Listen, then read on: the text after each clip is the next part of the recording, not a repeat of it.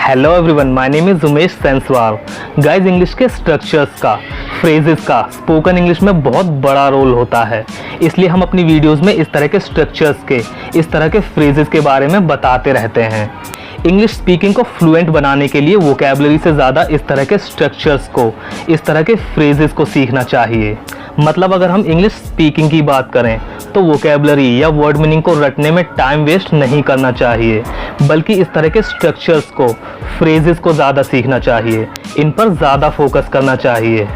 तो आज की इस वीडियो में हम बात करने वाले हैं एक नहीं, दो नहीं, तीन नहीं, बल्कि 5 एडवांस स्ट्रक्चर्स के बारे में, जिनका यूज़ करके आप अपनी इंग्लिश को और फ्लुएंट बना सकते हैं।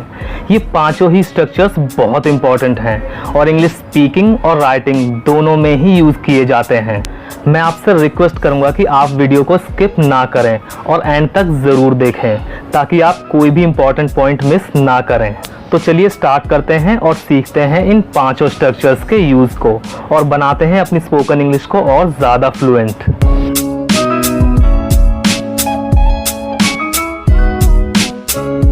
तो हमारा पहला स्ट्रक्चर है in terms of. In terms of का मतलब होता है के हिसाब से या फिर के मामले में।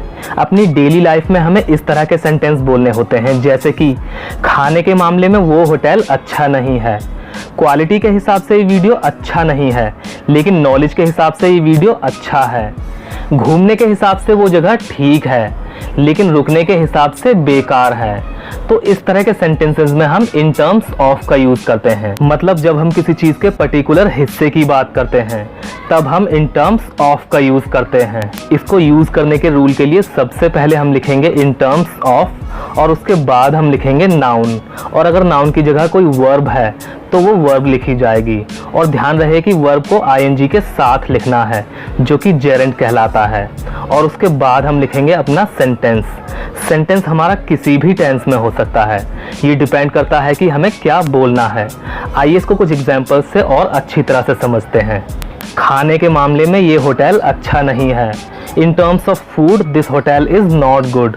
होटल में बहुत सारी चीज़ें होती हैं, लेकिन हम यहाँ उसके खाने की बात कर रहे हैं। मतलब उसकी एक पर्टिकुलर चीज़ की बात कर रहे हैं, उसके एक पर्टिकुलर हिस्से की बात कर रहे हैं, और वो है खाना। नॉलेज के हिसाब से ये वीडियो बहुत अच्छी है, लेकिन क्वालिटी के मामले में प्रभावशाली नहीं है। In terms of knowledge this video is very good, but in terms of quality it is not effective. पैसों के मामले में वो गरीब है। In terms of money he is poor. बोलने के मामले में वो शर्मीला है। In terms of speaking he is shy. बोलना एक वर्ब है, इसलिए हमने रूल के अकॉर्डिंग वर्ब के साथ आईएनजी का यूज़ किया है। तो हमारा दूसरा स्ट्रक्चर है इवन इफ़। इवन इफ़ का मतलब होता है भले ही या चाहें। दोनों का ऑलमोस्ट एक ही मतलब होता है, बस हिंदी में बोलने का फ़र्क है। जब हमें इस तरह के सेंटेंस बोलने होते हैं, जैसे कि चाहे तुम मुझे बुलाओ लेकिन मैं नहीं आऊँगा, भले ही वो मुझे भूल जाए लेकिन मैं उसे हमेशा याद रखूँगा, तो ये भले ही या चाहें, इसको इंग्लिश में बोलने के लिए हम इवन इफ़ का यूज़ करते हैं। इसको सेंटेंस में यूज़ करने का रूल इस प्रकार है। सबसे पहले हम लिखेंगे इवन इफ़ और उसके बाद हम लिखेंगे फर्स्ट सेंटेंस, और फर्स्ट सेंटेंस के बाद हम लिखेंगे सेकंड सेंटेंस। इस तरह के वाक्यों में अक्सर 2 सेंटेंस होते हैं, इसलिए हम पहले फर्स्ट सेंटेंस लिखते हैं और फिर उसके बाद हम सेकंड सेंटेंस लिखते हैं। आइए इवन इफ़ के यूज़ को कुछ एग्जाम्पल से समझते हैं। चाहे तुम मुझे बुलाओ लेकिन मैं नहीं आऊँगा। Even if you call me I will not come. इस तरह के सेंटेंसेस में हम लेकिन की इंग्लिश नहीं लिखते, इसलिए हमने लेकिन के लिए बट नहीं लगाया है। चाहे तुम मुझे गाली दो लेकिन मैं तुम्हें उसका नाम नहीं बताऊंगा। Even if you abuse me I will not tell you his name. भले ही तुम थके हुए हो लेकिन तुम्हें ऑफिस आना पड़ेगा। Even if you tired you will have to come to office. पड़ेगा, पड़ेगी या फिर पढ़ेंगे, इसके लिए हम विल हैव टू का यूज़ करते हैं, इसलिए हमने यहाँ पर विल हैव टू लगाया है। तो गाइज हमारा थर्ड यानी कि तीसरा स्ट्रक्चर है on the behalf of. On the behalf of का मतलब होता है की ओर से या फिर की तरफ से। आप केवल ऑन बिहाफ ऑफ भी बोल सकते हैं, दोनों ही सही हैं। चलिए इसके कुछ एग्जाम्पल्स देखते हैं और इसको समझते हैं। अपने बेटे की तरफ से मैं माफ़ी मांगता हूँ। I apologise on the behalf of my son. मैं XYZ बैंक की ओर से राहुल बोल रहा हूँ। I am speaking Rahul on the behalf of XYZ bank. हमारे डिपार्टमेंट की तरफ से मैं तुम्हें धन्यवाद करना चाहूँगा। I would like to thank you on the behalf of our department. ये मोबाइल मुझे कंपनी की तरफ से दिया गया है। This mobile has been given to me on the behalf of company. I received this gift on the behalf of my mother. हमारा अगला स्ट्रक्चर है to to.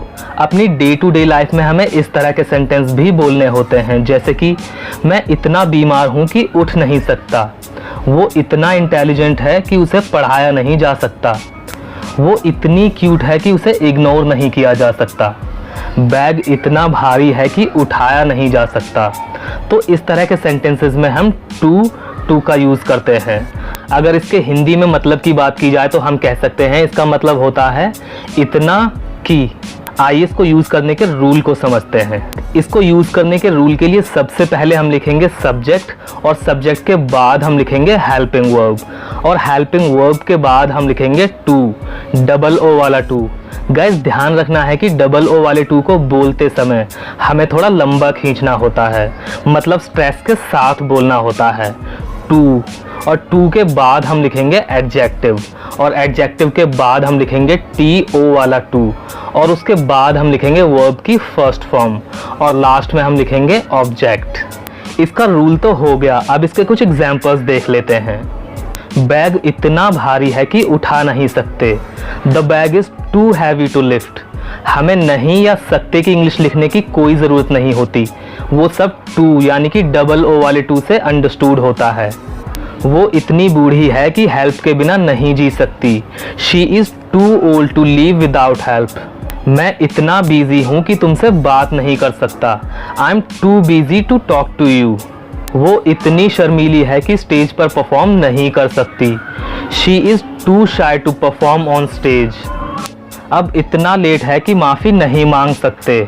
Now it's too late to apologise. वो इतना दूर खड़ा था कि बोल नहीं सकते थे।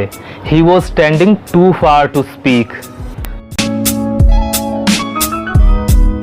तो गाइज हमारा पांचवा और लास्ट एडवांस स्ट्रक्चर है प्रोवाइडेड दैट। इसका मतलब होता है बशर्ते या फिर एक शर्त पर कि। जब हम किसी काम को करने के लिए राज़ी हो जाते हैं लेकिन उस काम को करने के बदले कोई ना कोई शर्त रखते हैं, तब हम प्रोवाइडेड दैट का यूज़ करते हैं। आइए इसके भी कुछ एग्जाम्पल्स देखते हैं और समझते हैं। मैं पार्टी में जाऊंगा बशर्ते तुम मेरे साथ जाओ। I will go to the party provided that you go with me. वो मुझे 50% डिस्काउंट देगा एक शर्त पर कि मैं रेगुलर ऑर्डर्स प्लेस करूं। He will give me 50% discount provided that I place regular orders. मैं तुम्हारी हेल्प करूंगा बशर्ते मेरे पास टाइम हो। I will help you provided that I have time.